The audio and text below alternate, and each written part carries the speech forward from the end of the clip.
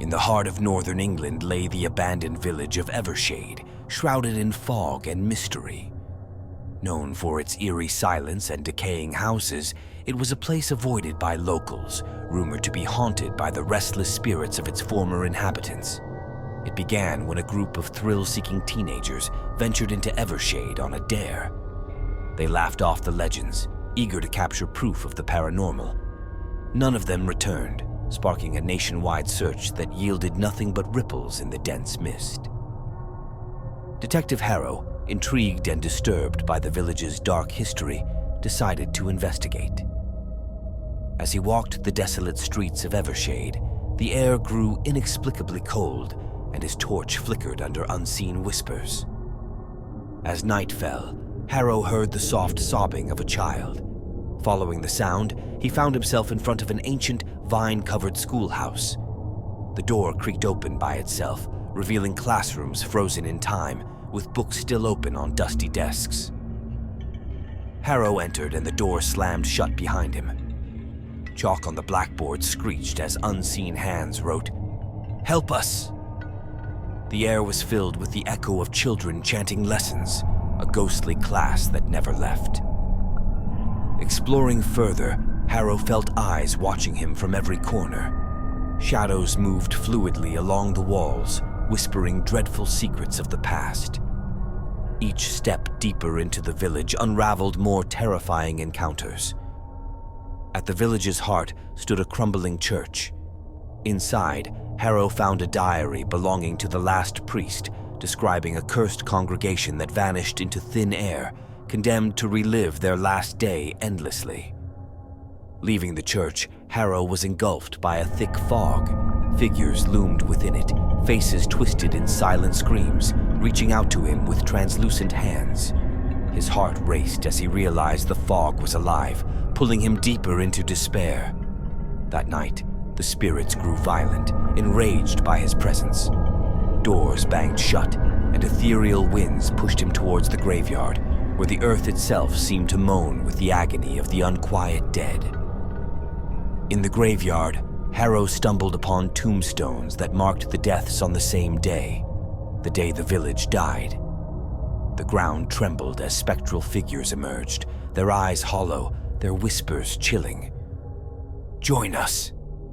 Terrified, Harrow ran. The village seemed endless, each turn taking him back to the sinister church. It was a maze designed by the dead. With dawn approaching, his escape felt both impossible and imperative. Exhausted and hopeless, Harrow found himself back at the schoolhouse. There, the ghost of the schoolmaster appeared, revealing the truth. The village was cursed when a forbidden ritual went terribly wrong, trapping everyone in a loop of their last day. With his last ounce of strength, Harrow recorded a message on his phone, warning others to stay away from Evershade, to prevent the curse from claiming more souls. As the first light of dawn pierced the fog, a search team found Harrow lying unconscious at the village edge, his face aged overnight by decades, clutching his phone with the recording. The village of Evershade was cordoned off permanently after Harrow's testimony. But even now, daring souls whisper of lights flickering in the fog and of whispers carried by the wind, beckoning the curious to uncover its horrifying secrets.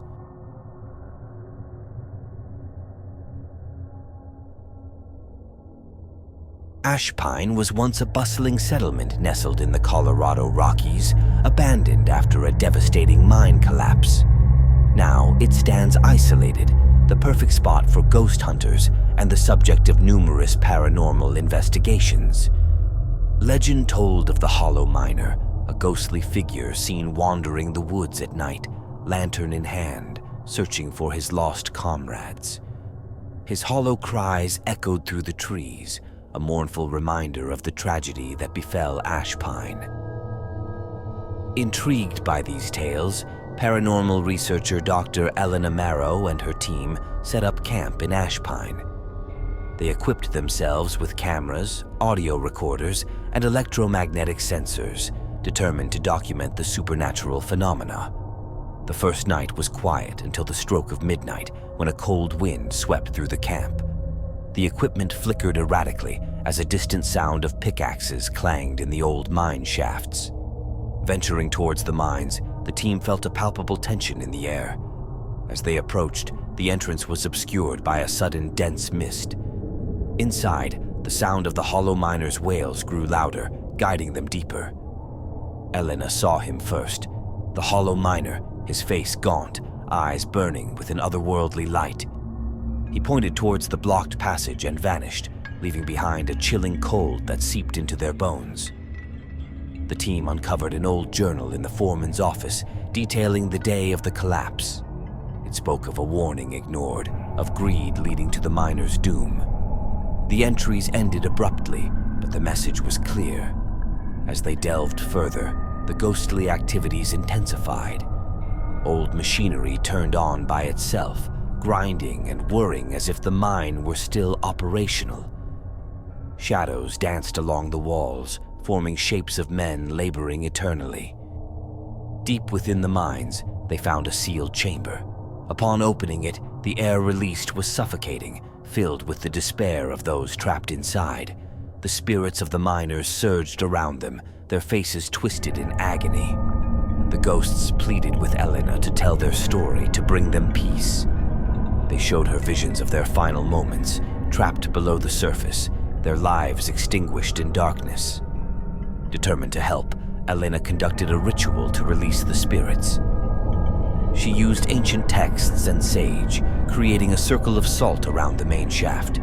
The air shimmered as the ghosts gathered, their whispers hopeful.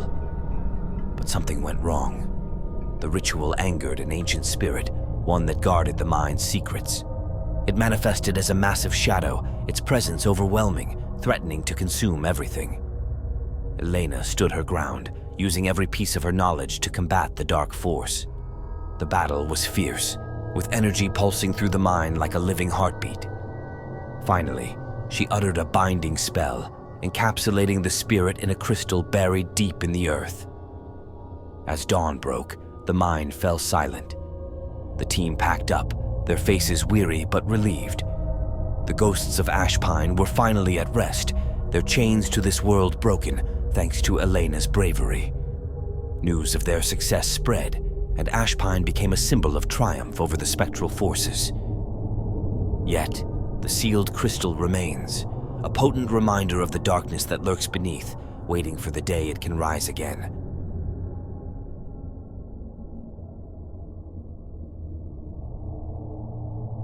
Hollowfield was a quaint village in New England, abandoned after a mysterious plague wiped out its population. Over the years, it became a forbidden place, surrounded by legends of ghostly echoes and spectral figures seen in the windows of its dilapidated homes. The village was cursed, they said, by a witch who had been wrongfully accused and executed in its central square. Her final curse was a plague of death and despair, leaving Hollowfield a ghostly shell of its former self. Curiosity led Tom, a young documentarian, to explore Hollowfield. Armed with his camera and a healthy dose of skepticism, he entered the village, unaware of the horrors that awaited. As Tom wandered the streets, recording the eerie stillness, he noticed figures watching him from the shadows. They vanished whenever he tried to approach, whispers of ancient grievances filling the air. He found her house, the epicenter of the curse. The air inside was thick with the scent of old herbs and decay. Books of spells and alchemical instruments lay scattered as if waiting to be used again. That night, Tom experienced terrifying visions. The witch appeared in his dreams, her eyes hollow, her voice a raspy whisper, recounting her tale of betrayal and vowing vengeance on the living. Determined to understand, Tom explored every home, each step revealing more about the village's tragic past. In one house, he found a diary of a child, detailing the days leading up to the plague, the fear palpable in each entry. In the town square, the air suddenly grew colder. Tom watched as spectral figures began to gather, forming a ghostly procession. They reenacted the witch's trial, a chilling spectacle of injustice and fury. The spirits turned towards Tom, accusing him of trespassing on sacred ground. They demanded a trial of their own, with him as the defendant.